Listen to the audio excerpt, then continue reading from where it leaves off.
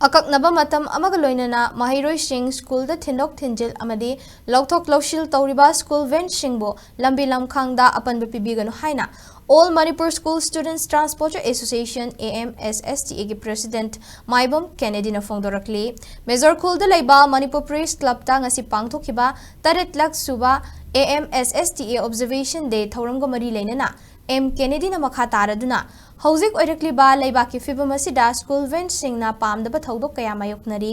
Maheiroi sing school van fee matam sana thiraktabaga loinana thaudok wathok kayagi poteng cheng pinaba hotnaringai cherak asida CSO sing amadi organization singdagi puba thangba ngamdraba selkhai thumkhai chatharakpa sina awaba kaya lanthengnari Maheiroi singi imung manung ayamana nongmagi suraga nomlaga hingba imung oiri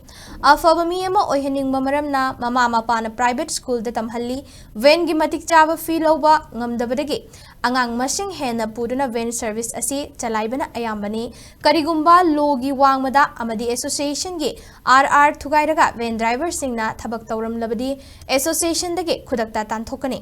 tungi yumbi oirakadawriba Maheiroi singbu tekta kaidana school da mahai tamnaba thiluraga amuk mayum tamna purakliba school ven sing asibu essential service ta chalhanbiu haiki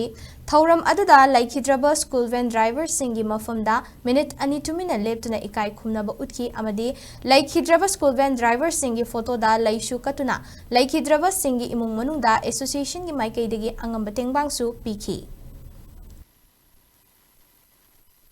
Amstta uriba akudi bhar haibata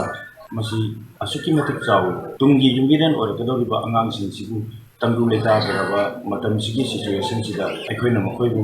yumdagi school hawa pure haraga makoibu mahi tamanba amadi suti tharo matamda aikoina moibu yum hawa amuk get kaidana ben kakaga chatminaradi yare harna makoiga karigumba amata nipaiba phawhandraba adugumba akoi kathokpa amaga loinana changsileba masi akoi Amstta gi Maheiroi sing VIP khatana te akoi yam essential service ka akoi challe hana hani school bell la agadi akoi di pushing da lakpanina akoi da advantage pipiba amadi